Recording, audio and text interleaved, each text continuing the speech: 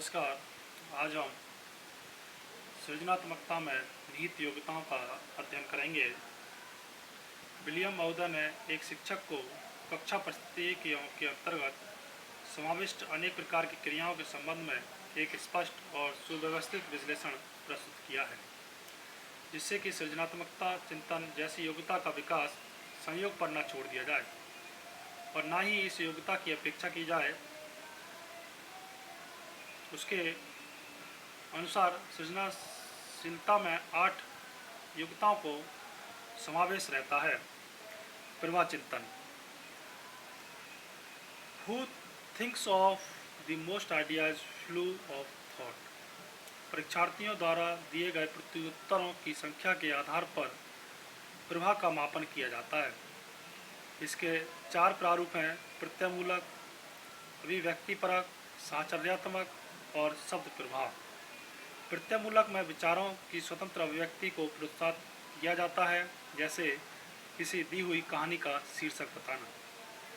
अभिव्यक्तिपरक प्रवाह का तात्पर्य ऐसे नवीन विचारों की उत्पत्ति से है जो किसी व्यवस्था का निर्माण कर सकें। जैसे 4 शब्दों का एक ऐसा वाक्य बताइए जिसमें प्रत्येक शब्द का पहला अक्षर दिए गए क्रमानुसार हो। जैसे वी कैंट ईट नट्स अर्थात विलेज कम्स एवरी नाइट। साहचर्यात्मक प्रवाह के अंतर्गत किसी शब्द से संबंधित अधिकाधिक समान संबंध स्थापित किए जाते हैं, जैसे समानार्थी या विलोम शब्द। शब्द प्रभाव में हमारा संबंध केवल शब्दों से होता है। जैसे ऐसे शब्द लिखिए जिनका प्रारंभ लार अक्षर से हो, अर्थात जिनका अंत लार अक्षर पर हो। ऐसे शब्द लिख लिए जिनके प्रारंभ और अंत में डी अक्षर आए। लचीला चिंतन, flexible thinking. Number of different approaches, variety of ideas. लचीलापन और लचकता एक प्रकार से प्रत्युत्तर की विविधता की माप है।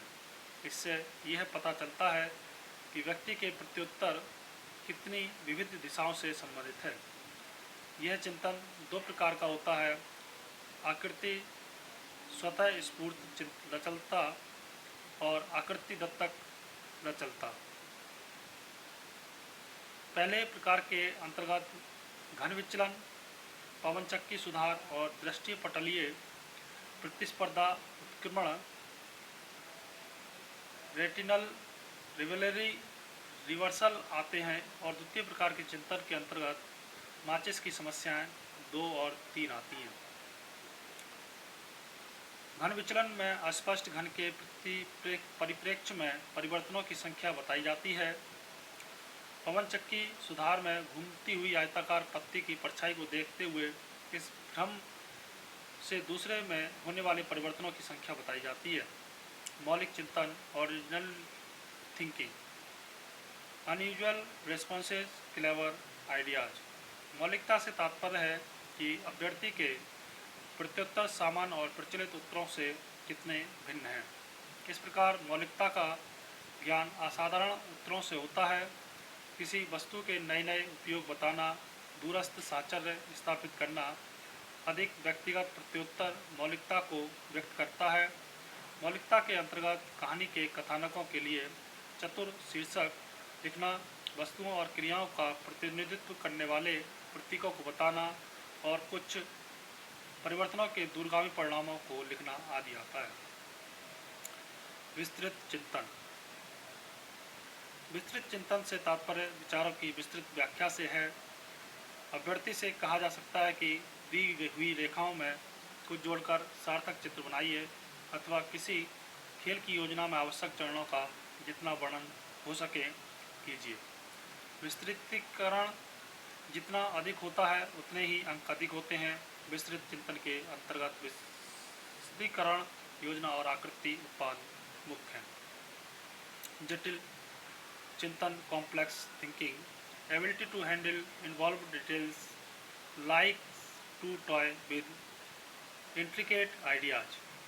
जटिल चिंतन के अंतर्गत अभ्यर्थी सरल समस्याओं को हल करने में रुचि नहीं दिखाता, उसे चुनौतीपूर्ण कार्यों को करने में आनंद आता है। जोखिम उठाना उसका स्वभाव ही बन गया हो। यहाँ कारण है प्रतिभाशाली छात्र कभी कभी शिक्षण से संतुष्ट नहीं हो पाते, क्योंकि शिक्षक अपनी पाठ्य योजना एक सामान्य विद्यार्थी को ध्यान में रखकर बताता है और पिछड़े हुए बालक या प्रतिभाशाली या सृजनशील बालक ये सोचता है कि अध्यापक जो कुछ पढ़ा रहा है उसे पहले से ही आता है, या उसे आसानी से पुस्तकों से भी सीखा जा सकता है, या अध्यापक का ज्ञान उसके मानसिक स्तर से नीचा है, और इसी भावना के तहत वह शिक्षक को इधर उधर की बातों में उलझाने का प्रयास करता है। जोखिम उठाने की प्रवृत्ति, रिस्क टेकिंग टेंडेंसी। सृजनशील बालकों में जोखिम उठाने की प्रवृत्ति आमतौर पर देखने को मिलती है। ये बाधाएं से हार मानना नहीं चाहते, बल्कि किसी भी प्रकार उन पर विजय प्राप्त करते ही रहते हैं। उत्तेजनापूर्ण कार्यों को करने में इन्हें आनंद आता है। इनका जीवन दर्शन होता है नो रिस्क नो गेन। अतः किसी से लक्ष्य को प्राप्त करने में जी जान से जुट जाते हैं, और तब तक उस कार्य में सफलता नहीं मिल जाती पीछे मुड़कर नहीं देखते। मार्ग में मिलने वाली सभी असफलताओं को ये सफलता की मंजिल में पड़ाव समझते हैं। जिज्ञासा से तात्पर्य प्रश्न पूछने की प्रवृत्ति से है। डे ने अपने अध्ययन में पाया कि सृजनात्मकता और जिज्ञासा एक दूसरे से अत्यधिक संबंधित हैं। सृजनात्मकता के लिए उच्च स्तर की जिज्ञासा अति आवश्यक है। सृजनशील बालक के ज्ञान का विस्तार असीमित होता है। उसकी यह इच्छा बराबर बनी रहती है कि आज विश्व में क्या गतिविधियाँ चल रही हैं, अनुसंधान के क्षेत्र में नवीन उपलब्धियाँ क्या हैं, मानव विकास की प्रक्रिया वातावरण से किस प्रकार अनुबंधित है आदि। अपने चारों ओर घटित होने वाली घटनाओं के बारे में जानने की जिज्ञासा उसके व्यक्तित्व का एक अभिन्न अंग बन जाती है, और इसी के परिणाम स्वरूप वह नई नई चीज़ों का सृजन करता है। पुनः परिभाषा, रीडेफिनेशन। यह विचारों को पुनः व्यवस्थित करने की योग्यता है। इसमें अभ्यर्थी को पुरानी वस्तुओं के कल्पनात्मक उपयोग बढ़ाने होते हैं, जिससे नवीन लक्ष्यों के अनुरूप उनका प्रयोग किया जा सके। जैसे अभ्यर्थी से यह बताने के लिए कहा जा सकता है कि दिए गए चित्र में उस वस्तु का नाम बताइए जो किसी विशिष्ट उद्देश्य के लिए प्रयोग की गई हो या की जाती हो। इसके 3 प्रारूप हैं: आकृति पुनः परिभाषीकरण, प्रतीकात्मक पुनः परिभाषीकरण और शब्दार्थ विशेषक पुनः परिभाषीकरण। प्रत्येक प्रकार में छिपी हुई आकृति, छद्म आवरण का ढूंढना, छिपा हुआ चित्र। दूसरे प्रकार में छद्म आवरण, शाब्दिक पुनर्गठन, और तीसरे प्रकार में समग्र पुनर्गठन, वस्तु संश्लेषण और समग्र चित्र आदि सम्मिलित हैं।